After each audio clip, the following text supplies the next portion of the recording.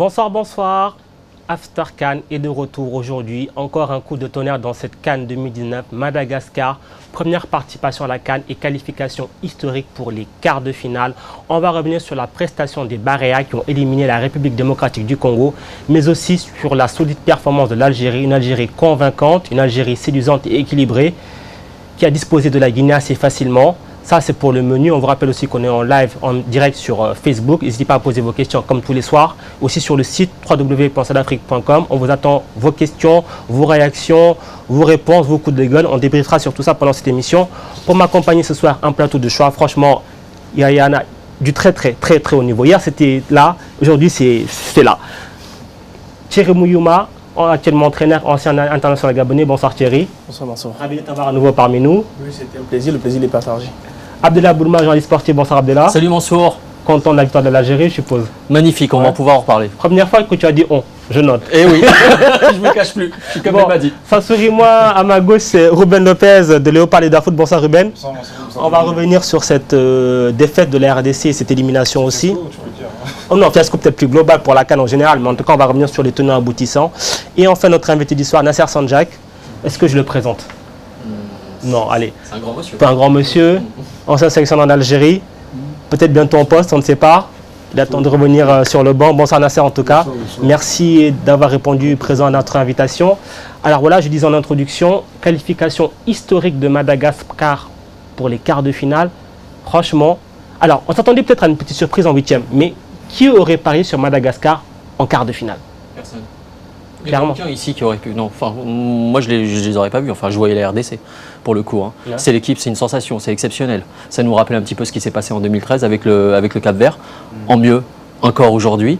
Ils ont fait combien de matchs pour parvenir pour accéder à ce niveau? Il me semble qu'il y avait voilà, les éliminatoires. Yeah. C'est l'équipe qui a enfin, ils ont quoi, 6, 7, 8 matchs pour pouvoir arriver à ce stade de la compétition. On ne les voyait pas du tout passer cette équipe de la RDC qui était intrinsèquement, enfin au regard du papier, je parle sous ton contrôle, est bien plus forte que cette équipe de Madagascar. C'est la sensation du premier tour, c'est la sensation de cette CAN. Et là, ça me fait énormément plaisir, et notamment pour Nicolas Dupuis, qui a fait un énorme boulot et qui a surtout bricolé. Ça fait 2 ans et demi qu'il bricole une équipe et moi, je suis très content pour eux. C'est du bricolage, hein, Ruben.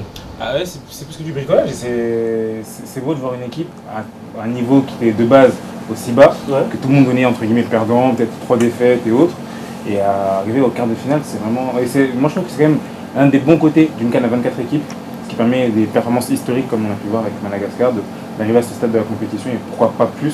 Maintenant, ils ont plus de limites. Moi, je suis pas. Mais je savais que tu serais pas d'accord avec moi. Il commence déjà. Parce que Madagascar vient avec des éliminatoires où ils finissent premier ou deuxième, je sais plus, deuxième derrière. Ils font des performances intéressantes et ils font la CAN là et ils finissent premier de la poule. Et ils terminent premier. Oui, mais là tu parles sur le court terme. Moi, je te parle sur l'histoire de ce pays. Je parle par rapport à ce qu'il représente. C'est quand même une énorme surprise. C'est comme une équipe qui s'est construite avec beaucoup de joueurs qui jouent à Paris, qui jouent en Europe, et qui arrivent avec un contenu, avec du jeu, avec un projet de jeu, avec un entraîneur qui arrive avec des convictions, et à partir du moment où ils les transcrivent, ils les mettent en place, ils gagnent, ils se qualifient. C'est-à-dire que tu joues la République démocratique, elle ne propose pas plus qu'elle le peut aujourd'hui. Donc eux, ils passent derrière. C'est-à-dire que sur des coups, hop, ça passe. Elle passe pour finir première de sa poule et elle passe sur un huitième de finale. Après, elle va jouer qui en quart de finale? Elle va jouer le Ghana, non? C'est plus Ghana ou la Tunisie. Ghana ou Tunisie. Donc ça va être un autre... Ghana ou Tunisie? Non, le Ghana ou Tunisie. Ah, Ghana ou Tunisie. Ça va être un autre niveau. C'est comme l'Algérie qui s'est qualifiée là. Là, on s'est dit, alhamdoulilah pour nous. Mais là, on va jouer les grands. On va jouer les grands. Là, enfin... Mais bon, ça nous rassure. Est-ce que Madagascar, c'est une équipe de coups, comme on dirait peut-être une équipe de coupe? C'est-à-dire qu'ils prennent... chaque match est couperé pour eux? Non, je ne dirais pas. Et là-dessus, je rejoins tout de suite Nasser qui disait que c'est une équipe qu'on a vu venir. Moi, j'ai souvenir quand même, parce que moi, ma dernière sélection, je l'ai fait contre Madagascar. Je me souvenais qu'on gagne 4-0 en 2006, dans les éliminatoires de la Coupe du Monde. Et avant, 2 ans plus tôt, on avait gagné 3-0. Donc, c'était plus facile à l'époque. Cette équipe, on l'a quand même vu progresser. Ça fait, quand je parle de 2006, ça fait 13 ans. Ouais. Et là, quand je rejoins ce qu'il Nasser, pendant les éliminatoires, on a vu une équipe qui est cohérente dans son projet de jeu. Et l'entraîneur de Madagascar, qu'est-ce qui s'appuie? Le pressing vient d'où? Il vient du football malgache, qui est déjà un football très rigueux. C'est qu'ils ont une rigueur très défensive déjà. Et ils ont une qualité athlétique. Ouais. Ils ont la capacité de se déplacer longtemps et très vite. Donc pour moi, ce n'est pas une surprise en termes de résultats, parce qu'on parle quand même de football. Le football moderne, c'est qu'est-ce qui nous donne de bien aujourd'hui? C'est la capacité de perdre face à tout le monde et gagner face à n'importe qui. Justement, on ne s'attendait pas du tout à ça durant cette CAN. Voilà, mais qui aurait misé un copec, je veux dire, une obole sur Madame? Mais personne, mon sourd. Non, enfin, personne. Moi, quand je fais un comparatif, non pas. Je vous rejoins sur ce que vous dites. Bien évidemment qu'il a fait du très bon travail, le sélectionneur. Et voilà, c'est un inconnu, pour le grand public. Pour le grand public, bien évidemment, je fais attention à ce que je dis. Mais pour les initiés, c'est plutôt, voilà, c'est quelqu'un, c'est un travailleur. Quand j'insiste sur le mot bricoler, oui, il a bricolé. Au même titre que certains joueurs, on parle des primes, on parle des infrastructures, on parle de pas mal de choses. Il y a 2 ans et demi, 3 ans, là, Thierry, là, tu as fait un rappel à 2006, 2005, etc. Ça n'était pas, il n'y avait pas ça. C'est pas la priorité de Madagascar, le football. Oui, ça ne l'est pas. Et aujourd'hui, cette évolution a été fulgurante, justement, grâce à ce qui se passe aujourd'hui. Il faut comprendre que cette équipe, les résultats d'aujourd'hui se sont préparés depuis hier. C'est-à-dire que hier, cette équipe a eu le temps de se mettre en place. Est-ce que tu penses véritablement, Thierry, que le football est une priorité à Mada, instabilité politique, etc. Certes, mais ça, c'est dans beaucoup de pays, ça aussi. Oui, mais regardez, on ne pensait même pas, mon sourd, un seul instant, à ce qui se passerait aujourd'hui. Il y a une progression, quand même. Il a dit quelque chose d'extrêmement important, il a parlé de culture. Ce qui s'est passé hier avec le Cameroun, c'est qu'on a vu un renversement de culture. C'est que la culture camerounaise veut que ce soit une équipe ou une culture où ils aiment bien que les équipes les attaquent et eux se mettent en position défensive. Le Cameroun excelle depuis 20 ans dans ce schéma-là. Là, aujourd'hui, hier, j'ai regardé le match, c'est une équipe qui a voulu prendre le jeu à son compte. Elle mène 2-1. En 5 minutes, elle bascule le match. Donc il faut dire aux Camerounais, il faut revenir à votre essence, à votre culture. Si vous échappez à ça, vous n'y êtes pas. Madagascar, ce que j'ai vu là, c'est une équipe qui est construite sur le plan défensif et qui n'a rien lâché. Ils n'ont rien lâché du tout pendant tout le match. À un moment, on a cru que la République démocratique allait gagner. Il y a eu des moments où on pensait qu'elle était au-dessus. Et à un moment, paf, ça passe pas. Ouais. Et là, à la fin, tu vois au pénalty. En plus, les 5 pénaltys, ils sont magnifiques. Hein. Non, bien sûr. Sur les pénaltys, ils étaient sereins. Oui, mais même avant les pénaltys, pour rebondir sur ce que dit Nasser, c'est justement qu'on les sentait, les Malgaches morts de vin. On va voir les statistiques de ce match. Il y a Madagascar à 103 duels gagnés, Ruben. La RDC, seulement 86. On sentait vraiment que d'un côté, il y avait plus d'envie qu'en face. Clairement, ça s'est vu sur toute la rencontre. Déjà rien que le début de match, l'entame de match, on a retrouvé la RDC des 2 premières rencontres, face donc, à l'Ouganda et à l'Égypte. Et on a vu les Malgaches vraiment, qui avaient vraiment envie d'aller en quart par rapport aux joueurs de la RDC, ça s'est vu. Et il y a eu également ici énormément de fautes de la part des joueurs de la RDC, par de la frustration, par de nombreuses choses comme ça. Mais Madagascar était vraiment beaucoup plus apte et dans un match à coup près, avec élimination directe, que la RDC. Pour rebondir sur ce que dit Ruben, moi je pense que question envie, et bon là ça rejoint le football. Les gens ont l'impression souvent que quand on joue un match de football, il y a une équipe qui n'a pas envie. Non, à ce niveau, tout le monde a envie de se qualifier. Moi je pense que la différence se fait au niveau du projet de jeu. Je pense que les Congolais, la RDC, a craint Madagascar. Les Congolais, en début de match, se sont organisés en bloc. Donc un bloc compact. Madagascar a fait pareil en deuxième mi-temps. Mais il faut comprendre que quand on se met en bloc, on est vulnérable. Et Madagascar était mobile, toujours en déplacement. Donc, ce qui permettait qu'il récupère suffisamment de ballons. Et la deuxième, pour moi, erreur de la RDC, c'est que la RDC craignait la profondeur. Parce qu'ils ont des gabarits un peu plus importants face à des Malgaches qui, eux, ont un centre de gravité très bas, capable de prendre de la vitesse de suite. Donc, la RDC a réduit la profondeur dans son dos, mais il n'y avait pas d'allant offensif. C'est-à-dire qu'on ne se projetait pas, on n'allait pas chercher. Donc, Madagascar a joué sa première mi-temps. Maintenant, les moteurs diesel, quand ils se sont mis en marche, les Congolais, parce que c'est des grands gabarits, la deuxième mi-temps, on a vu quand même la différence à ce niveau. Certainement que Florent a fait évoluer son projet de jeu. Il a peut-être dit, bon, on a respecté cette jeune équipe, on a plus de vécu, il faut qu'on passe à autre chose. Il y a eu le côté athlétique qui a un peu fragilisé, parce que les Malgaches, et là même, j'ai un peu peur pour eux, parce que bon, je ne veux pas leur porter la poisse, mais je pense qu'en cas, ils auront des gros problèmes, surtout au niveau de la ressource et au niveau de l'énergie. Justement, ça, on va en parler dans quelques instants, mais avant ça, on va aussi se pencher un petit peu sur la République démocratique du Congo, parce que, bon, ils étaient peut-être donnés favoris sur ce match, mais quand on voit le début de la CAN, je pense que c'était 50-50 sur ce match. Qu'est-ce qui n'a pas marché ce soir pour les Léopards, Ruben? Ce qui n'a pas marché, il y a beaucoup de choses, je pense, qui n'ont pas marché. On est, je pense, sortis tous un peu de l'euphorie de ce dernier match avec la victoire 4-0 face au Zimbabwe, où on s'est dit, bon, maintenant, ça y est, la CAN est vraiment lancée pour eux et autres. Mais je pense qu'on s'est vu un peu trop beau. C'est vrai qu'on a, je pense, craint un peu Madagascar, parce que bon, c'est l'effet de surprise et autres, ça peut peut-être se comprendre, mais la RDC a du mal à afficher son statut d'équipe voilà, avec un gros potentiel qui pourrait être favorite contre la plupart des équipes d'Afrique et venir vraiment dominer nos rencontres. J'ai pas mémoire à part de la Zimbabwe, même pendant les éliminatoires, de matchs où la RDC a vraiment dominé son adversaire, que ce soit face au Libéria où on doit gagner pour se qualifier, on gagne 1-0 timidement à domicile. La RDC a du mal à vraiment s'afficher comme une grosse équipe africaine. Et je pense que voilà, après des individualités qui n'ont pas fonctionné, un système de jeu qui est un 4-4-2 très récent où on manque de repères contre une équipe qui était bien structurée face à nous. Toutes ces choses-là ont vraiment fait défaut à la RDC. Nasser, là je vais vous demander l'œil du coach. Quand justement une équipe qui fait un système son 4-4-2 un petit peu dans l'urgence, après le match contre le Zimbabwe, donc peut-être les joueurs n'assimilent pas tout à fait, on a vu ce début de CAN avec beaucoup de pression de la part de la fédération, de la part des supporters. Comment est-ce qu'on le gère cet aspect-là, qu'on arrive dans un match comme ça, un match qui est coup près? C'est très compliqué, c'est très compliqué, si ce n'est que les hommes sont là et ils absorbent le stress et la situation comme elle est. Surtout quand tu rajoutes en plus des pressions, qu'elles soient des pressions médiatiques ou des pressions dirigeantes de primes de match, ça fait que tu as une équipe qui est très compliquée à gérer. Et politique. Oui, complètement, oui, bien sûr. C'est clair. Dont on avait parlé, la fameuse vidéo. Et moi, je m'étais même posé la question de savoir, avant ce troisième match, comment ils allaient réagir psychologiquement, mentalement sur ce troisième match.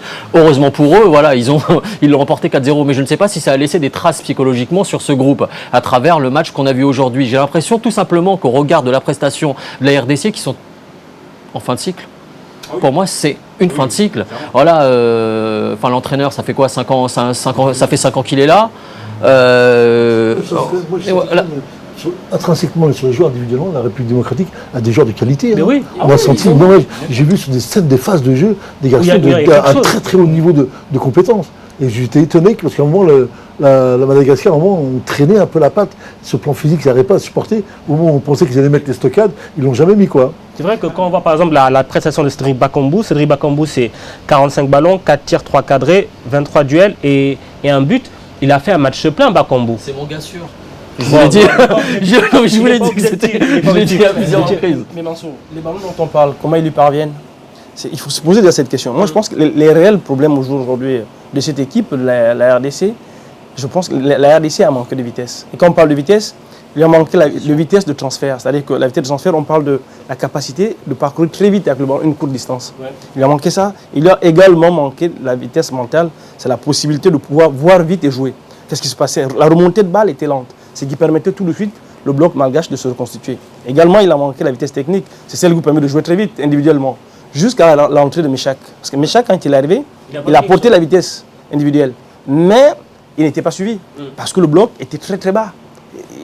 Et puis, pour finir un peu là-dessus, enfin, en ce qui concerne Florent, je pense qu'il lui a manqué de fraîcheur. 5 ans, j'ai l'impression que ça l'a quand même usé.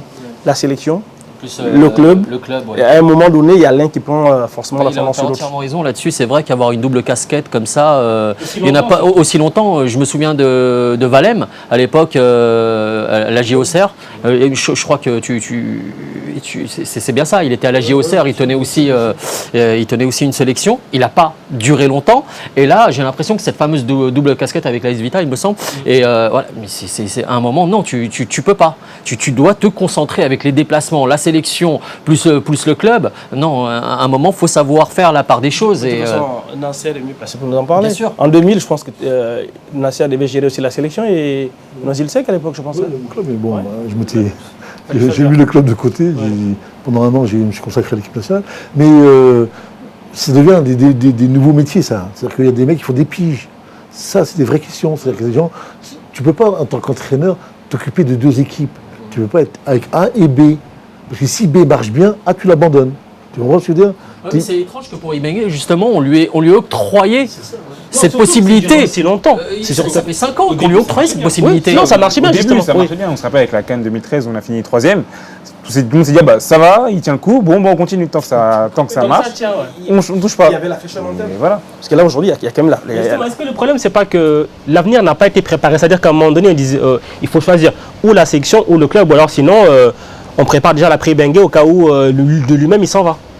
Ça, je pense qu'on était plus un peu en retrait. Ouais. La fédération s'était dit on attend et on regarde comment ça se passe.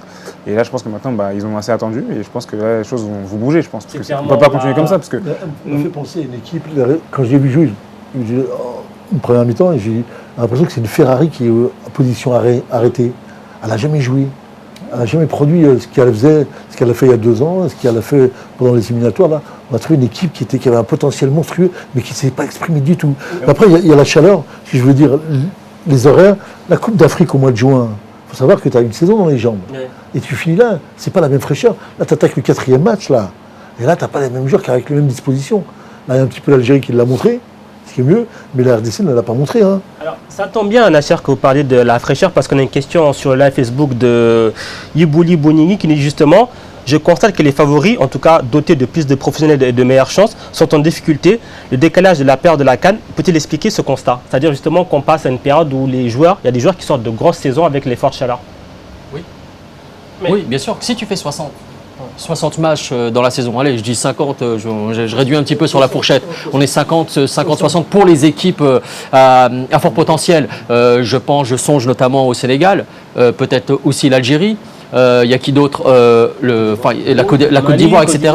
Voilà, c'est bon. Il y en a certaines qui sont tombées, comme le Maroc par exemple, et le Cameroun. Mais bien évidemment que ça joue, bien évidemment que ça a un impact sur la physiologie de ces joueurs-là. Enfin, c'est pas des robots. Là, c'est la première CAN à 24. On joue à des températures, sous des températures à 35, 40, 16h, 17h, 18h. C'était les pires. Hein. Il y a la deuxième période était les pires. Ouais. C'est les pires prestations qu'on ait eues jusqu'à présent. Là, on a la possibilité de voir des matchs un peu plus intéressants à partir de 18h. 19 ou 20 heures, pardon. Mais là, en l'occurrence, je pense qu'il y a effectivement un impact. Un impact au niveau climat et au niveau des matchs qu'ils ont accumulés dans les jambes. Il a raison sur la fraîcheur mentale, c'est un point qu'il faut soulever.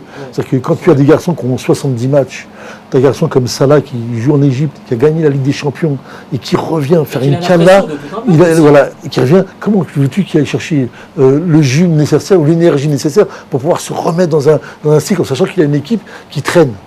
Et on lui demande à lui d'être ce que j'ai entendu hier des propos en disant que t'as vu, il joue pas, il se retient pour pas se blesser. Non, c'est que les garçons mentalement, ils n'en peuvent pas.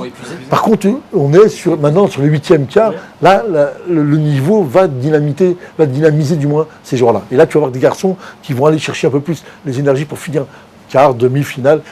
Chose qui me semble très importante. Mais les autres joueurs, c'est compliqué quand tu fais 70 matchs en Europe et tu reviens et tu prépares et tu es sous des chaleurs à 40 degrés. Non. En plus, il y a aussi tout ce qui tourne autour de la gestion de l'équipe, la gestion entre les matchs où les joueurs n'en veulent plus. De toute façon, il y a beaucoup de ça. Hein.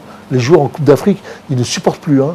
Un mois en stage au mois de juin, c'est compliqué. Les gens vont te dire ce qu'on fait des Coupes d'Afrique, ils vont tous te le dire. Hein. C'est un moment, généralement, tu as entièrement raison, parce que quand tu parles à des joueurs professionnels de très haut niveau, lorsqu'ils ont fait 60 matchs, une finale de Ligue des Champions, ils n'attendent qu'une chose, c'est les vacances. C'est les vacances. Vous les appelez? Non. Enfin, même les coachs, il y a des coachs qui les appellent. Non, il faut revenir. C'est pas facile parce qu'on dit que c'est la CAN, mais si c'était une Coupe du Monde qui devait jouer, est-ce qu'ils seraient fatigués? Oui, mais on l'a évoqué à plusieurs reprises, ce problème. Oui, c'est pas une sous-compétition. Pour revenir à cette question, souvenez-vous de ce qu'on se disait ici, le premier after. On parlait de la fraîcheur pendant la CAN, mais la future fraîcheur aussi. Parce que ces garçons, surtout pour les cadors qui ont joué en Europe, ils pensent dans un coin de leur tête la reprise dans leur club. Parce que l'engagement qu'ils mettent en match de poule, au match d'élimination directe, dans un coin de leur tête, ils reposent. Je vais, mais dans 2 ou 3 semaines, vous savez qu'ils vont me donner 10 à 15 jours de repos, il faut que je gagne ma place à la reprise. Donc, la réaction du joueur n'est plus la même. Le mec ne peut pas se comporter comme s'il était totalement libéré d'une CAN. Je ne suis pas en train de dire qu'il faut le ramener en janvier. Bien sûr. Parce que là, il y a plus de fraîcheur, le climat est forcément différent. Mais il y a quelque part dans un coin de leur tête, cette idée existe toujours et elle habite le respect. Mais est-ce que ce n'est pas des problématiques qu'on avait aussi au mois de janvier? Beaucoup de joueurs qu'on réfrénait. Je veux dire que certains coachs vous disent non, tu peux pas aller à la CAN, tu restes, sinon tu payes la place de titulaire. La problématique. En janvier, on a les entraîneurs, directeurs sportifs qui appellent les joueurs. Bien sûr. Faut pas te blesser, faut pas jouer, faut rester là. Qu'est-ce qui se passe avec le Keita aujourd'hui? Est-ce que c'est pas la même chose? Enfin, il est blessé. Qu'est-ce qu'on lui a dit à Liverpool? Tu joues pas, tu réfrènes, tu fais attention. Est-ce que tu donnes le max? Là, on ne sait pas ce qui s'est passé. Concernant ce joueur, là, c'est vraiment, ça traduit totalement ce dont on parle. Le cas Keita traduit totalement ce qui se passe en ce moment. Liverpool sur le cas Keita a dit, la communication qu'on a tous eue, c'est t'es blessé, tu joues pas. Maintenant, tu peux pas le laisser de jouer. Mais quand tu reviens, l'entraîneur l'entraîneur, c'est quand même lui qui va te gérer au quotidien. Il va dire, tu as joué, il y a la reprise de Ligue des Champions, je ne compte pas sur toi au départ. Surtout si la blessure, et là on parle d'adducteur, si elle s'aggrave, Coco, quand tu reviens, c'est d'abord banquette ou c'est des tribunes. Donc le garçon, il a un choix à faire. La CAN, c'est un mois maintenant, mais c'est quand même là-bas que je me fais mon oseille. Voilà. On va revenir sur un joueur qui a beaucoup déçu, les Congolais, surtout Ruben. Forcément, c'est Yannick Bolasie. Bolasie qui a commencé la CAN comme titulaire, ensuite qui est retourné sur le banc. Là, il entre en jeu pour être décisif. Il va être décisif malheureusement contre son équipe en ratant ce penalty. Comment est-ce qu'on peut expliquer l'état de ce joueur et le potentiel qu'il n'a jamais su exploiter? C'est assez compliqué. C'est triste, j'ai envie de dire, parce que pour le connaître personnellement, c'est un joueur qui aime et qui adore ce maillot et qui adore jouer pour la RDC. On sent une frustration chez lui. C'est clairement ça, parce que même pour avoir parlé un peu avec lui, donc on est parti en direct le voir, etc. Il se disait, j'ai besoin d'être prêt pour faire ça pour ce peuple. Et je pense que même lui, ça va être mentalement, j'espère que ça va aller, parce que là, il va sans doute prendre ce poids de cette élimination sur lui-même. Mais c'est surtout après. Moi, c'est ça qui m'intéresse, c'est l'après en sélection, après Boisy. Qu'est-ce qui va se passer? Parce qu'il a perdu sa place de titulaire. Là, on va voir si sa situation en club, est-ce qu'il va jouer régulièrement, est-ce qu'il va trouver un point de chute. Et après, est-ce qu'il pourra revenir parce qu'il avait vraiment. C'était un taulier dans la sélection, c'était vraiment la star de l'équipe. Qu'est-ce qui va devenir pour lui de la sélection? Après, là, c'est vrai que cette CAN n'a pas été vraiment une vraie réussite. Il en a conscience, je pense. Tout le monde en a conscience. Moi, c'est l'après qui m'interpelle. Est-ce que c'est la fin de Boisy en RDC? Est-ce que c'est... Est-ce qu'on peut annoncer... 30 ans. Mais est-ce qu'il peut annoncer, par exemple, sa retraite internationale après une CAN pareille? Tout dépend de ce qu'il souhaite plus tard et surtout le projet, la reprise de la sélection. Est-ce que Florent continue? Celui qui arrive, qu'est-ce qu'il voudra faire? Quel va être le projet du nouveau sélectionneur? Il va jouer comment? Quelle est sa philosophie? Parce que Bolasie, en fait, c'est un excentré qui rentre dans une série de dribbles où il met beaucoup de force quand même. Bolasie, c'est un joueur qui met beaucoup de puissance et de force dans... Mais là, Bolasie va chercher les ballons où? Au-delà de la ligne médiane dans son camp. Donc il faut qu'il parcourt 60 mètres. Il est dans l'incapacité de le faire. On l'a vu sur le deuxième but malgache. C'est une perte de balle de Bolasie. Il va faire un dribble où il n'y a pas lieu de faire le dribble. S'il doit le couper des doubles, soit il joue là, ou il joue à l'intérieur. Je pense qu'on lui reproche toujours le dribble de trop, le geste de trop. Mais là aussi, il faut comprendre que cette équipe n'avait pas les hommes pour amener ce ballon haut. On parlait en off tout à l'heure avec Nasser. Cette CAN a ressorti quelque chose de gros, et surtout la RDC, c'est l'incapacité des équipes africaines à jouer le jeu de position et le jeu de possession. Tant que vous n'avez pas ce jeu de possession qui vous permet de je ne dis pas qu'avec le jeu de position, on gagne, mais on augmente les probabilités de victoire et les probabilités de scorer, l'opportunité de but. Donc, cette équipe du Congo n'en avait pas. Là, à ce moment, tu n'as pas besoin de joueurs comme les Bolasie, parce qu'ils allongent. Tu as besoin d'un vrai 4-4-2, parce qu'il faut un deuxième, Bolingi à côté de Bakambu. Ça faisait l'affaire parce que ça avait la capacité de garder le ballon et le bloc équipe se rapprochait. Et le Congo ne l'avait pas aujourd'hui. C'était pas évident. Moi, à mon avis, je pense que Bolasie, de lui-même, ne prendra pas sa retraite. Je pense qu'il voudra essayer de... Peut-être la prochaine CAN ou autre, se donner une autre expérience et avoir une dernière, laisser une note positive en sélection. Parce qu'il a beaucoup donné, il a été là depuis très longtemps. Et c'était, à ne pas oublier quand même, l'un des premiers joueurs, entre guillemets, binationaux, évoluant dans un grand championnat européen, à rejoindre la sélection. On a pendant très longtemps eu ce problème en RDC, avec la fuite de talents qui jouent en Europe. Lui, c'était l'un des premiers. Et je pense qu'il voudra quand même finir sa carrière internationale sur une bonne note. Donc de lui-même, je pense qu'il ne partira pas après, comme on a dit, le prochain sélectionneur. Je ne dis pas qu'il n'y part, mais bon, c'est la tendance actuelle. C'est la tendance actuelle. En fait, c'est ça. En gros, Ibenge va partir, mais il ne faut pas le dire. C'est ça. Ok, vous l'aurez compris. Mais voilà, après, il faudra voir le prochain sélectionneur aussi, qu'est-ce qu'il va amener. Alors, aussi, une question qu'on a beaucoup sur les réseaux sociaux, c'est au niveau de l'arbitrage. Vous avez tous vu ce penalty qui n'a pas été sifflé pour la RDC. À ce moment-là, il y a 2-1, il reste quelques minutes. Je crois que ce penalty, tout le monde le voit, sauf l'arbitre. Ouais, mais c'est la définition même du penalty que personne n'a vu, l'injustice. Oui, mais cette injustice a été réparée par la suite, par ce... et heureusement... S'il n'y a pas l'égalisation de Mbemba. Effectivement, on pourrait en reparler, mais le VAR apparemment arrive à partir des quarts de finale. Voilà, je pense qu'il ne faut pas imputer encore une fois cette défaite de la RDC sur ce penalty. C'est ça. Évidemment que ça crée une grosse... On a des outils. Ouais, on a des outils qu'on peut utiliser. On décide au nom de je ne sais pas quoi. En Coupe du Monde, on dit voilà, ça commence au tour éliminatoire. Et en Afrique, comme par hasard, ça commence pour les quarts. C'est l'histoire du football. C'est l'histoire du football. Non, là, c'est pas l'histoire du football. Non, là, c'est pas l'histoire du football. La CAF, la CAF, non, on ne dit pas. Mais on peut dire aussi qu'ils ont perdu en partie. Pourquoi? Parce que sur ce penalty, il marque à ce moment. Parce que le but dans un match, évidemment que ça change. a valeur de faire changer le dispositif d'un groupe ou d'un autre. C'est que les Malgaches, s'ils prennent ce deuxième but à ce moment, il va rester quoi? Il va rester 4-5 minutes, plus les arrêts de jeu. Ils peuvent évoluer différemment parce qu'il y a l'ascendant psychologique. Évidemment. Oui, mais pour rebondir sur l'aspect de la VAR, tout le monde entier a réclamé les outils de nouvelles technologies. On les a. Pourquoi ne pas les utiliser? Parce qu'il y a des équipes qui vont passer. Parce qu'on l'a déjà évoqué à plusieurs reprises ici, et j'avais donné un élément de réponse, il me semble, c'est qu'aujourd'hui, les arbitres africains, j'en avais discuté avec le président Ahmad Ahmad à Paris, il n'y a pas suffisamment d'arbitres africains formés pour le VAR. C'est la raison pour laquelle aujourd'hui, on n'a pas la possibilité de l'utiliser à partir des poules.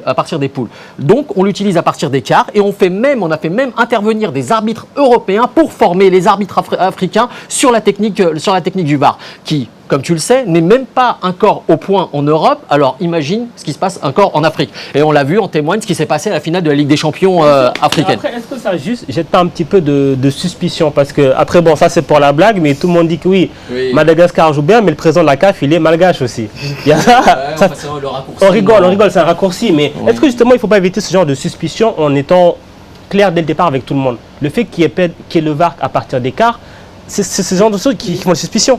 Je te rejoins, j'écoute. Le problème, c'est une compétition internationale. Tu as la Coupe du Monde dans la tête, tu as le championnat d'Europe et tu as la Coupe d'Afrique dans le monde. C'est-à-dire que tous les 2 ans, l'Afrique organise la Coupe d'Afrique. On ne peut pas amener 20 arbitres dans toute l'Afrique qui vont être capables de regarder une vidéo. Regarde ce qui s'est passé à la finale. Mais Nasser, faut être formé. Mais non, mais je te parle sérieusement. Regarde ce qui s'est passé à la finale de la Ligue des champions africains. Entre eux, le VAR ne fonctionnait pas. On ne sait même pas encore aujourd'hui ce qui s'est passé ce jour-là. Aujourd'hui, on n'a même pas de réponse. Donc aujourd'hui. Attendons, on va procéder par étapes. Le VAR arrive à partir des quarts et on ne va pas systématiquement casser je ne suis pas son avocat, casser du sucre sur le dos d'Ahmad Ahmad. Non, voilà ce que je veux dire. La question, qu'est-ce qui nous garantit qu'à partir de quarts, ce VAR fonctionne? Non, mais ça, je suis entièrement d'accord. Moi, je pense que c'est de la politique. Le football africain est fait de politique. Parce que les CAN, à l'époque où elles étaient à 8, quand elles étaient à 12, mais les Européens sont toujours venus pour aider les Africains dans le domaine des technologies, l'accompagnement. Ça, c'est toujours passé ainsi. Toutes les CAN. Alors, aujourd'hui, qu'on nous explique qu'on n'a pas formé des arbitres à temps, j'en ai dit que c'est du pipeau. La CAF avait largement le temps. La CAF... Les mecs envoient des fusées. Ils vont explorer des planètes. Ils mettent des vidéos là-bas. Ils ne sont pas capables de mettre... des petites télévisions et qu'on regarde avec un mec qui va regarder et dire penalty, pas penalty. Non, mais je suis entièrement d'accord. C'est exactement, on est dans ce rapport-là. On a donné du grain à moudre. Je vais en avoir pour 2 semaines. C'est le mot de la fin de la première partie. On se retrouve quelques instants après cette courte page de pub. À tout de suite.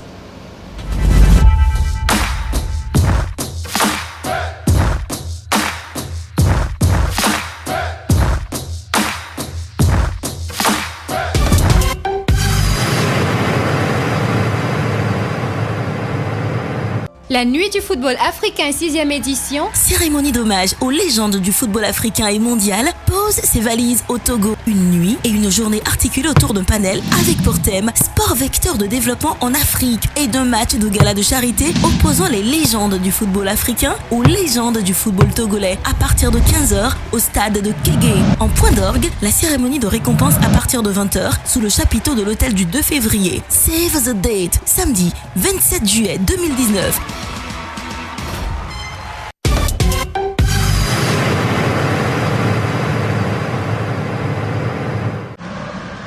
Vous savez que là dehors, en fait, ils sont des milliers à compter sur nous. On sait que c'est difficile. L'adversaire est coriace. Il faut rien lâcher. Surtout, ne vous laissez pas impressionner. Et on cherche les combinaisons. Soyez collectifs. Comme toujours. On est une bonne équipe. On est une belle équipe. Et moi, j'ai confiance en vous. C'est comme ça qu'on pourra battre le codystrophie. Et aider les enfants malades. Allez, c'est parti.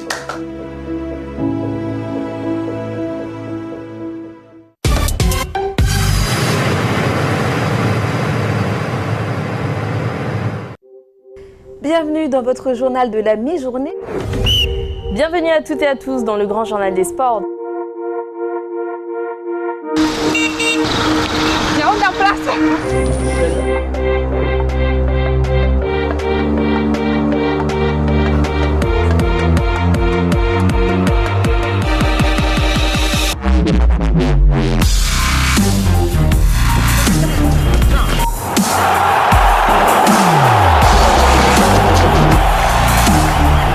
Stade Afrique, toute l'actu, tous les sports, tout l'Afrique.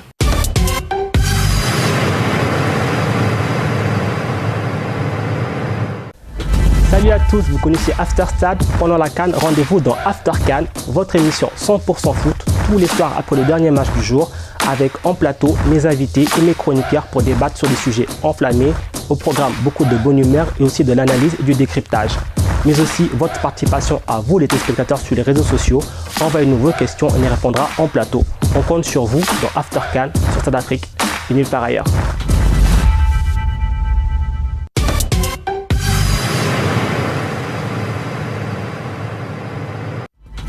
Bonjour à tous et à toutes, je suis très heureux de vous retrouver pour cette nouvelle édition de Sport Palabre sur Stade Afrique. Est-ce qu'eux, ils y vont sans complexe en disant « mais moi aussi j'ai le droit ». Non, après, comme je disais tout à l'heure, c'est un tour de table des fois qu'on peut avoir. On veut responsabiliser les fédérations. En fait, déjà, dès que tu commences en pro, on te dit que tu as ce devoir d'exemplarité. Qu'il se passe en Europe, en Asie, en Afrique ou ailleurs, le monde entier pourra le voir. Des débats enflammés, des polémiques et des spécialistes. Votre talk show du mercredi, c'est Sport Palabre à 19h20, présenté par Laurent Leleu.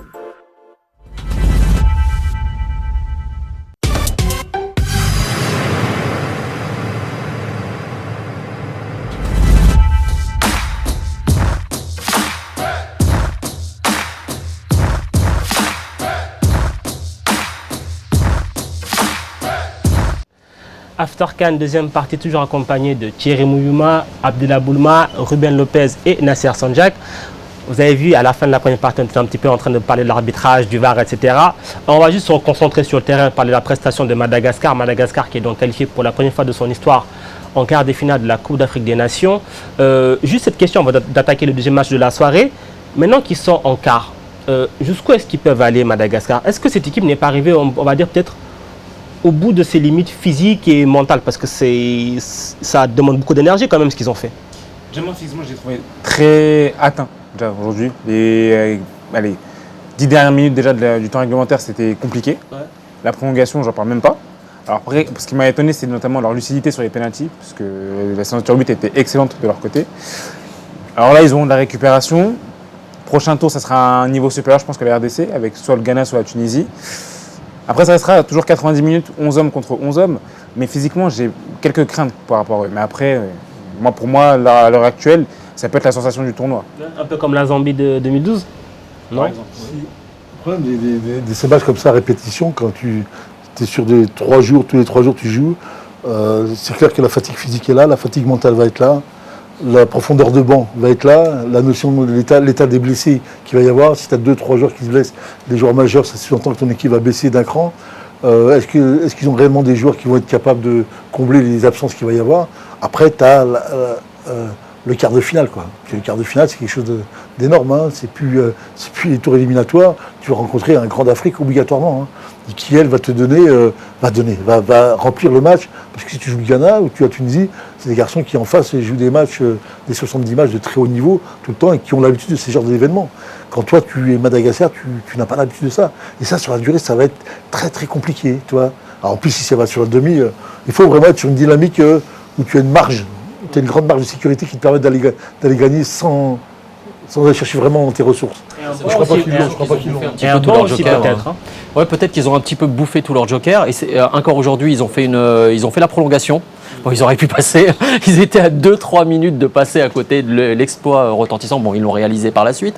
Mais c'est vrai que ces 30 minutes plus la séance de tir au but, va peser probablement, même sûrement dans les jambes. Surtout que dans cette équipe, on a des joueurs qui ne sont pas des joueurs de très haut niveau. On en a peut-être 2 qui se détachent. On a Amada, il me semble, que Dupuis avait récupéré alors qu'il ne savait même pas à quel poste il jouait. Enfin, ce gamin, c'est incroyable. Et on a le second qui s'appelle André.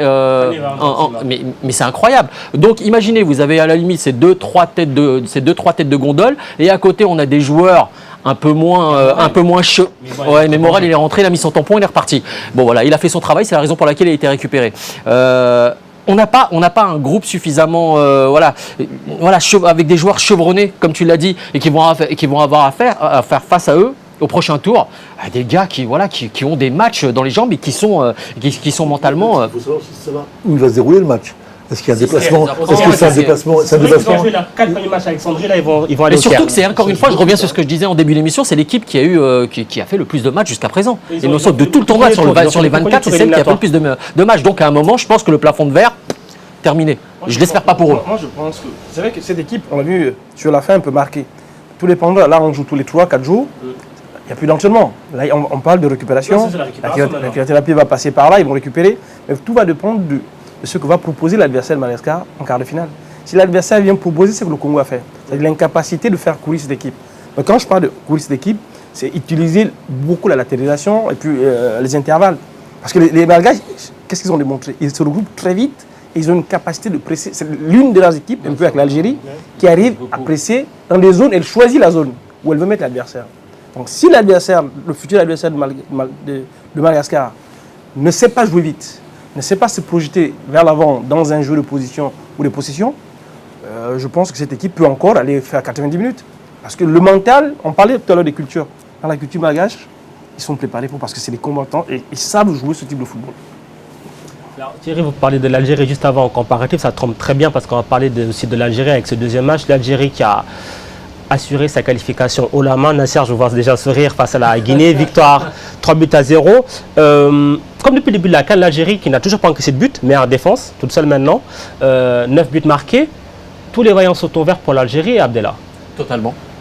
Vert comme la couleur de ma veste, vert comme Kilebakaki. Je veux dire par là une prestation dans le sens de la maîtrise et de la gestion. Sérieuse, disciplinée, rigoureuse. Un vrai collectif qui se dégage. Je ne m'attendais pas du tout à ça, après 2 ans d'atermoiement, après ce qui s'est passé avec Rabat Madjer, après les difficultés qu'a subi cette sélection pendant des mois et des mois, la pression sociale, la pression populaire, la pression pour cet entraîneur qui est arrivé, Belmadi, ce binational qui a exercé en France, un très bon joueur, au demeurant, qui est allé au Qatar, qui a remporté ses premiers titres, qui est arrivé sur la pointe des pieds en Algérie, et là qui nous démontre qu'il a le truc, qu'il a trouvé le remède, la solution, la potion pour pouvoir faire cohabiter. C'était le problème, on l'a évoqué à plusieurs reprises, des binationaux et des locaux. Il a tout de suite tranché dans le vif dès qu'il est arrivé. Écoutez, on va arrêter de me mettre la pression. Je choisis qui je veux. Il a mis en place des binationaux. Il y a quelques locaux. Il a réussi à mettre. Il y a du Brahimi sur le banc, même s'il était blessé. Il y a du Fegouli. On a quand même des joueurs à l'international. On a du Marez. On a du Menouja quand même qui fait une compétition fantastique. Une charnière centrale qu'on a un tout petit peu tensée tout à l'heure, mais qui n'a pris aucun but jusqu'à présent. Donc c'est l'équipe aujourd'hui. Mais c'est l'équipe aujourd'hui, qui nous a proposé les plus belles prestations. Et je pense qu'il passe. Non, et je terminerai avec ça, Nasser. Et tu seras d'accord avec moi de toute manière, je le sais pertinemment. Je pense que c'est l'équipe qui. Faut plus qu'ils se cachent. C'est des outsiders, politiquement parlant, ils se sont cachés, on y va. Mais là, ils sont favoris. Moi, je dis simplement, c'est qu'on est en 2019. L'Algérie, en 2014, fait les 8e de finale de Coupe du Monde. 5 ans après, on vient battre la Guinée en acceptant ce qu'on vit là. C'est-à-dire que nous, pendant 4 ans, 5 ans, on a été victime d'un hold-up d'entraîneurs. On a eu des gens qui sont venus, on n'a jamais su pourquoi. On a eu la grande période de Gourcuff qui nous a apporté beaucoup de stabilité et qui nous a fait réellement prendre conscience de ce que le footballeur algérien était capable de faire. Il ne faut pas oublier que nous, on a battu la Tanzanie 7-0 chez nous, on a battu plusieurs équipes avec des scores énormes, avec une qualité de jeu extraordinaire. Et de ce jour-là, on a eu des présidents de Fédé qui n'ont pas accepté tout ça. Pour des choix humains, d'hommes, on a mis des gens qui n'avaient pas lieu d'être là. Et la dernière, ça a été Madjer, qui n'a dit « Moi, j'entraîne à travers la télé ». Moi, je veux bien tout ce que tu veux, mais bon. En déclarant sournoisement que Belmadi était son fils spirituel. Donc c'est quand même quelque chose de grand. Je veux juste terminer. Ça veut dire que cette équipe-là engrange. C'est-à-dire que quand Jamel vient, il sait qu'il a les joueurs. Ouais. On les connaît tous, les joueurs. Ils sont là, ils sont en place. Simplement, il y a des choix à faire. Il fait des choix, pour X raisons, il se sépare de 3 joueurs, 3-4 joueurs. Lui, il a une vue de l'intérieur de son équipe. Il sait qu'il y a quelque chose qui est costaud, qui est en place, et ça va marcher. Ouais. Et la chose qu'il a réussi, c'est qu'il a mis une charnière centrale. Elle est ce qu'elle est, mais elle fonctionne bien là. Au moins, il ne fait pas de rotation. Voilà. Et moi, à un moment, j'ai douté de la charnière, mais à chaque match que je regarde les garçons, ils sont là, ils lâchent rien du tout. C'est pas des foudreaux de guerre, mais voilà, ils sont sérieux. Ils sont très sérieux. Et voilà, et tu sens qu'ils font ce qu'il faut voilà. sur cette comme carte. devant, on a des excusez-nous, on a des piles électriques. On a un garçon qui s'appelle Boujna, qui a un phénomène. Tu vois, sur le plan mental dans le jeu, l'attaquant qu'on a.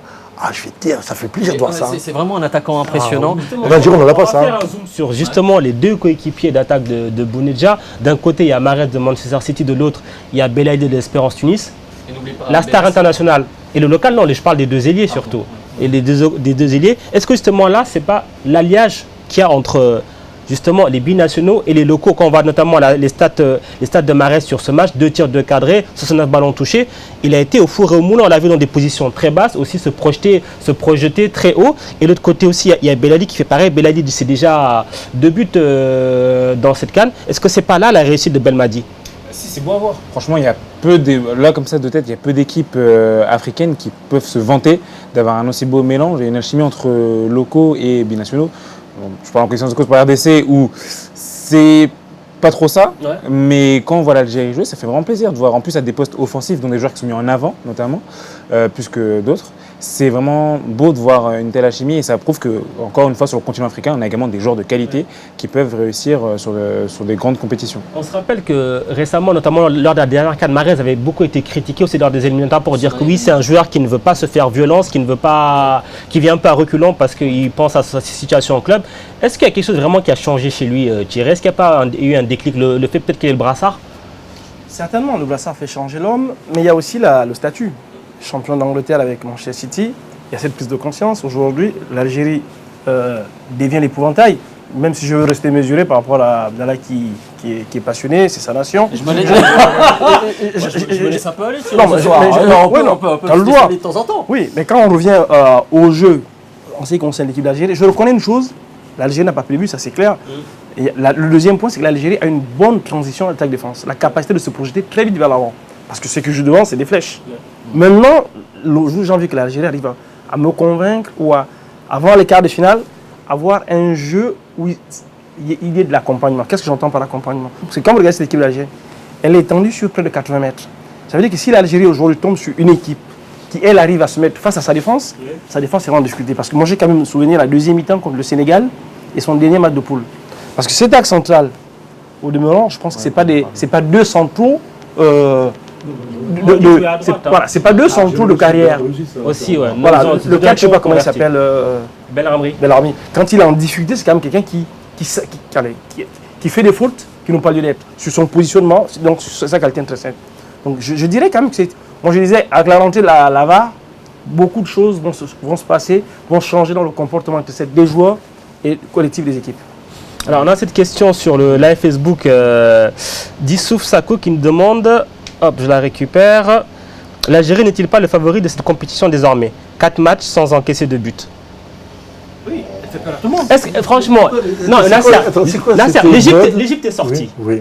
L'Égypte, tout le monde disait l'Égypte est sortie. Le Cameroun, ton nom du titre, est sorti. L'équipe qui n'a pas encaissé de but, c'est l'Algérie. La meilleure attaque, c'est l'Algérie. Tout le monde mettait le Sénégal favori, l'Algérie a battu le Sénégal. Regarde des pays comme le Ghana, comme le Nigeria. Regarde ces équipes-là, sur ce qu'elles produisent là, c'est des équipes qui ont une gestion des coupes africaines depuis la nuit des temps. Bien sûr. Le Ghana, il y en a combien? 6, 7, je ne sais pas combien il a gagné.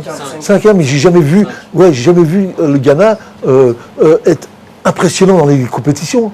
Ouais. Elle marche gentiment, elle monte en puissance, et elle va aller en finale, et elle va gagner 1-0, un match qui est à moitié tronqué, et tu ne vas rien comprendre. Et c'est eux le champion du monde. Et c'est comme ça le Ghana. C'est comme eux, comme le Nigeria. Le Nigeria revient, enfin. Pour oublier que le Nigeria nous a battus en éliminatoire de Coupe du Monde en 2018, 2-0 chez eux, avec des garçons comme j'ai vu là sur le dernier match, qui m'ont montré que pour remonter le Cameroun, peu importe pour être mené 2-1 et gagner 3-2 en une mi-temps, c'est qu'il y a quelque chose chez toi. Non, mais évidemment qu'il reste encore des épouvantails. Il y a encore des mastodontes. De prestations. De prestations. Je veux tout ce que tu as dit. Comme ça, des équipes comme ça, le champion en titre, tu vas le chercher, tu vas. Ah, c'est qu'il y a quelque chose là. Là, il y a vraiment une équipe en face de toi qui. Ils ont un match référence, ou une mi-temps référence, on va dire, qui vont s'appuyer là-dessus. Et sur un quart. Mais par rapport à la question que pose Mansour pose la question de savoir est-ce qu'ils sont favoris aujourd'hui? Oui. Oui, mais au regard des statistiques qui ont été évoquées, meilleure défense, meilleure attaque, aucun match, les équipes qui sont sorties, aucun match perdu. On s'attendait à une surprise au regard des meilleurs troisièmes qui nous sortent les premiers, etc. Là encore une fois. Tu te souviendras quand même que l'Égypte qui s'est fait éliminer n'avait encore pas pris le but. C'est vrai. Non, il n'avait pas perdu. Parce que justement, l'Algérie n'est pas avertie avec l'Égypte et le Maroc. Est-ce que ça leur sert pas On n'est jamais assez averti en football. Et là, je rejoins Nasser. Il faut qu'on reste. L'Algérie mesuré. Est une équipe favorite dans cette compétition. L'Algérie a des joueurs qui peuvent faire la différence à tout moment. Moi, aujourd'hui, hormis l'Algérie, il y a une équipe qui, sur le plan collectif, a réussi à me convaincre, c'est le Mali. Dont on n'en parle pas beaucoup. Le Mali, collectivement, c'est une équipe. Je ne dis pas que le Mali est devenu subitement favori. Non, je dis que l'Algérie doit déjà arriver à continuer à avancer comme elle l'a fait déjà, de manière voilée. Maintenant, on se pose comme la question. Parce que aujourd'hui, quand on regarde le football, l'Afrique Nord, il reste deux équipes, l'Algérie et la Tunisie. On verra ce qui se passe de la Tunisie. Donc, les concentrations de tout le monde vont se retourner vers cette équipe algérienne. Donc la pression va décupler de suite sur les joueurs. Maintenant, il faut voir quels seront les adversaires de l'Algérie et la fraîcheur, encore une fois, mentale et physique de cette équipe. Voilà. Sachant qu'il a un banc. C'est ça. Attention, il a un banc. Oui. Il reste qui sur le banc? On a du Brahimi, on a du Younous, on a du Slimani. On a du Delors, attention, il fait un très bon boulot dehors. Donc il y a de la fraîcheur sur le banc. Là, c'est 4 joueurs, alors qu'il n'a droit que 3 changements. C'est une mauvaise foi. 4e changement. Oui, ça c'est bon pour la nation.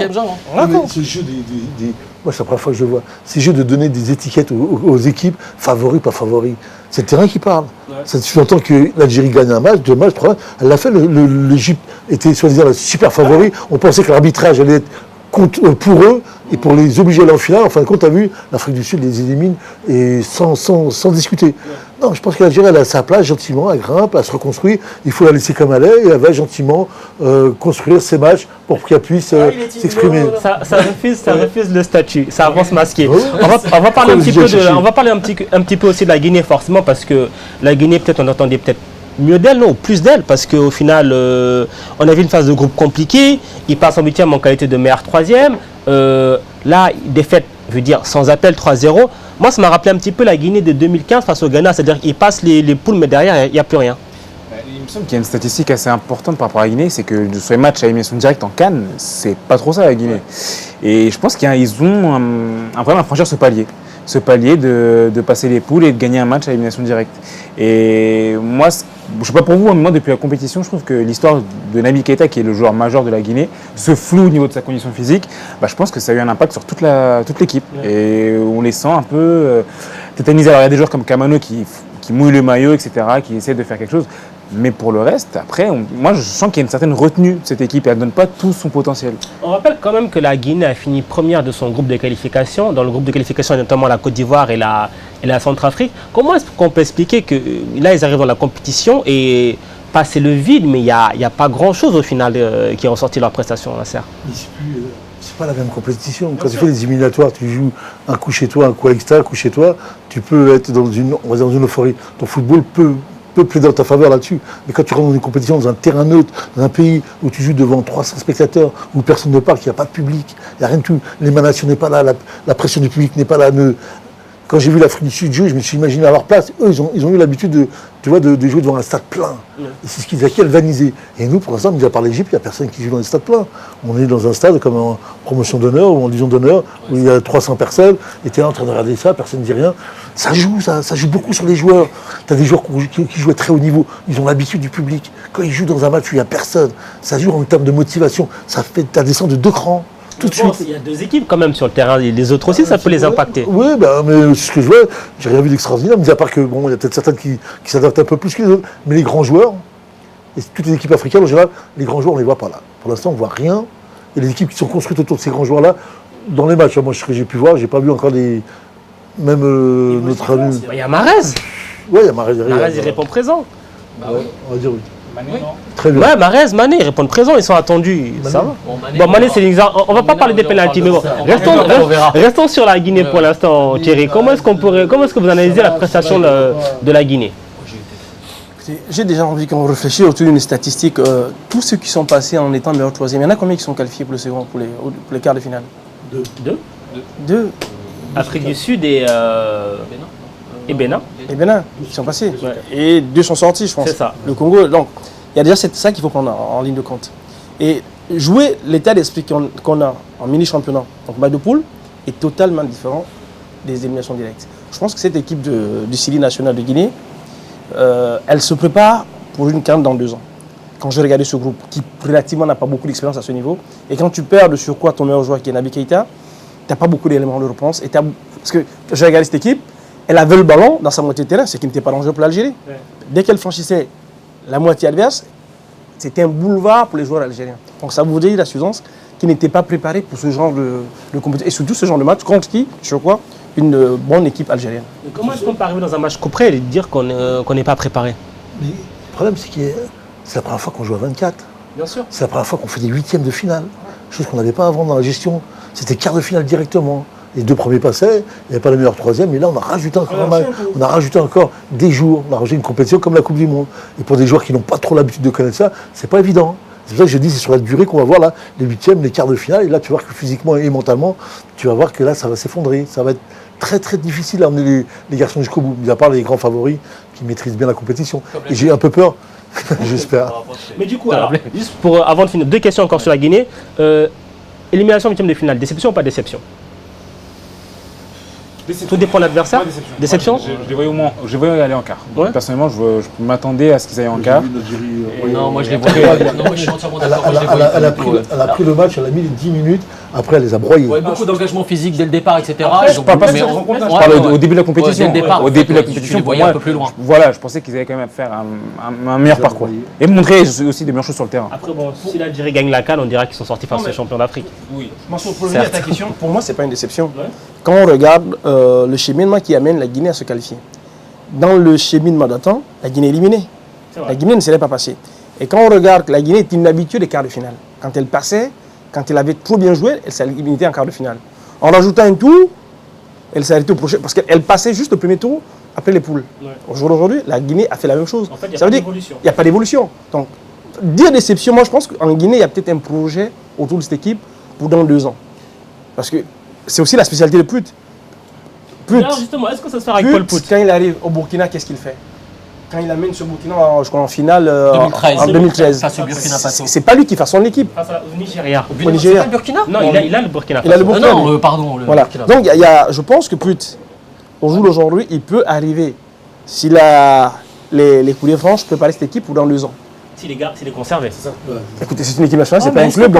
Mais est-ce qu'on parle véritablement? J'ai pas l'impression qu'on parle. On sait comment ça se passe. Là, on sait que Florent Ibenge, c'est déjà compliqué. On a vu que hier, Javier Aguré a été limogé. Là, Sébastien Desabre a quitté son poste en Ouganda. Ça va très très vite. Non, mais Bonsoir, cette question, parce que même, je me rappelle la première émission ici, Freddy me traitait moi de syndicaliste anti-entraîneur européen. C'est vrai. Mais je continue. Oui, mais je vais dire quelque chose qui va peut-être choquer. J'ai envie de dire, le football africain aujourd'hui prend beaucoup de recul sur le plan du jeu, sur le plan de la créativité, par la faute des entraîneurs européens. Parce que les entraîneurs européens nous amènent à jouer à contre-nature. Souvenons de Florent Ibenge quand il arrive au Congo, avec toute sa fraîcheur. Le Congo était l'une des meilleures équipes en Afrique. Jamel Belmadi, quand il arrive, qu'est-ce qu'il fait? Le Sénégal d'Alou n'est peut-être pas la meilleure équipe en termes de possession au jeu, mais il a apporté cette équipe une stabilité et un patriotisme. L'Égypte, sous les entraîneurs égyptiens, qu'est-ce qu'ils ont fait? Ils ont gagné 3 CAN d'affilée. Qu'est-ce qui nous amène les Européens? Ils nous amènent de la tactique défensive. Pour ceux qui connaissent un peu le football, la tactique ne sert pas qu'à défendre. La tactique sert aussi à désamorcer l'adversaire sur tous les plans. Donc les Européens, qu'est-ce qu'ils nous apportent? Quand je dis Européens, c'est et les Mexicains même avec Aguirre, c'est beaucoup on est très compact, mais quand on est compact, ça veut dire qu'on est vulnérable. Et ça dessert totalement le football africain. On gagnerait au jour d'aujourd'hui. Parce que je pense que sur le continent, on a des très bons entraîneurs, en Afrique noire ou en Afrique du Nord. Alors ceux-là peuvent aisément parler du football africain. Parce que l'un des points, et là je finis dessus, on ne prend pas assez en compte l'alimentation. Moi j'ai fait la CAN. À la CAN, les équipes africaines passent combien de temps? 3 semaines, 1 mois. Ouais. Vous devez changer de suite votre alimentation. Mais ces équipes, ces joueurs africains, durant l'année, comment ils ont fait pour se nourrir? Ils mangeaient autre chose. Et ce côté, on le prend jamais. Parce que les Européens, quand ils arrivent, ils imposent tout de suite. C'est des betteraves, c'est des repas de professionnels. Mais ces équipes, ces joueurs africains sur le continent ne sont pas tous nourris au repas de professionnels. J'irai encore plus loin. Le problème de l'Afrique, c'est que ça se joue par des Africains, obligatoirement. Tu ne peux pas, à mon sens, venir dans un continent et imposer une culture que toi, qui t'as formé en Europe. C'est impossible. Si ce n'est que tu vas faire du vent. Non, ça veut dire qu'actuellement, il y a des sélectionneurs qui sont en train de dénaturer le football africain. Complètement, mais c'est plus que ça. Mais il y en a de moins en moins. Ah bah, je regarde les équipes là, j'ai pas ce que j'ai vu, mais là j'en ai vu un. Pour l'instant, j'ai vu un. Mais par rapport aux années précédentes, il y a un véritable passage de témoin. Désormais, il y a de plus en plus, enfin pour rejoindre un petit peu, voilà ce que tu as dit, il y a de plus en plus d'entraîneurs africains, voilà, qui prennent les choses en main. Bien sûr, et je pense notamment à Belmadi, qui ont exercé à l'étranger, c'est des binationaux et qui viennent démontrer tout leur savoir au sein des sélections. Peut-être qu'il faut passer par ce consensus, par ce compromis. Si tu vois ce que je veux dire, plutôt que d'arrêter de faire appel à ces fameux sorciers blancs ou n'importe quoi. C'est comme l'histoire du VAR. C'est qu'en Afrique, il ne marche pas pour nous, il marche pas. En Europe, il marche bien. Les entraîneurs, vous ne savez pas faire, moi je vous aime des gens qui savent faire. Il faut savoir que c'est sur le plan politique ça. Non mais c'est sur du plan politique tout ça. On place des gens pour des plans politiques. Moi je dis, tu as des garçons, tu as des hommes, tu as des mecs qui entraînent depuis longtemps et qui connaissent très bien ce qu'il y a à faire, ils savent très bien. Ah non, mais je dis pas qu'il n'y a pas, je dis qu'il y a, mais qu'il faut leur laisser leur octroyer l'opportunité de le faire. Il est là le problème en Afrique. Pourquoi on ne leur donne pas la possibilité de le faire? On a le faire savoir, on a le savoir-faire, on a tout, on a les talents. Donnons-leur les moyens de travailler, plutôt que de faire appel à des entraîneurs étrangers. Là, je c'est déjà qu'on a eu à plusieurs reprises. C'est pas que je ne vais pas leur donner les moyens à quelque chose que tu connais. C'est des gens qui sont en place. Mais on veut surtout pas qu'ils soient en place. Parce que ça ne nous intéresse pas. Là, on entre dans des... Non, mais c'est ça. Non, mais après, tu rentres sur ce que tu vas. On fera une émission spéciale dessus sur justement le côté sorcier blanc, coach locaux et tout. On vous invitera parce que je pense qu'il y aura beaucoup de choses à dire dessus. Le sorcier blanc, c'est des copines. Le sorcier blanc. Le sorcier blanc. Le sorcier blanc. On sent déjà que Thierry, il est lancé. Messieurs. C'est même pas le sorcier blanc. Le sorcier blanc, c'était Troussier. Ah, c'était Troussier. Moi, c'était Troussier le premier. Et Troussier. Tu sais que j'adore Troussier. Non, mais oui, adore-le. Comme tous les soirs sur les rencontres de ce lundi. 12 affiches de choix franchement au programme. Il y aura vraiment 2 oppositions de style. Comme d'habitude, c'est le jeu des pronostics avec notre partenaire Mon Petit Prono, le challenge After CAN. Vous allez sur le site Mon Petit Prono, ça prend 30 secondes pour s'inscrire. Le vainqueur, le grand pronostiqueur de la CAN aura un cadeau. Comme d'habitude, on va commencer par Ruben. Mali, Côte d'Ivoire. Une fois un vainqueur et le score. Mali, prolongation et fin du temps règlement. Donc après prolongation, il y aurait, je dirais, 2-1. 2-1. Nasser. Sur la Côte d'Ivoire. Côte d'Ivoire 1-0. 1-0. Thierry. Franchement, pour l'ensemble de son œuvre, j'aimerais bien que le Mali passe. Pour le football que le Mali propose, parce que la Côte d'Ivoire, c'est pas ça. C'est un désert, le football. Mais maintenant, ça reste la compétition africaine, comme disait. Je pense que la Côte d'Ivoire suit le bout du bout. Abdellah. Ah, j'ai des amis dans les deux camps. Je vais mettre un match nul. Ghana, Tunisie, Ruben. Pas facile, hein. C'est ça. Ça va être serré. Ouais. Parce que c'est 2 oppositions de style également. Mais je dirais victoire du Ghana 1-0. 1-0. Nasser.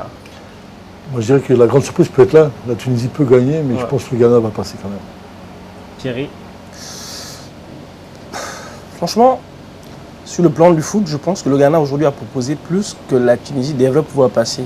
Mais maintenant, Mer Kanzeri, le Tunisien, aurait été sélectionné, je pense qu'il passerait. Ouais. Abdellah. 2-1 pour le Ghana. Un but d'Ayou partait et de l'autre côté, Kazri. Voilà, vous avez la complète. Vous l'avez vu, ça va être assez serré. Messieurs, merci beaucoup pour votre participation. Nous on se retrouve lundi pour débriefer des 2 rencontres qui sont à venir. Allez, bonne soirée tout le monde. Ciao, ciao.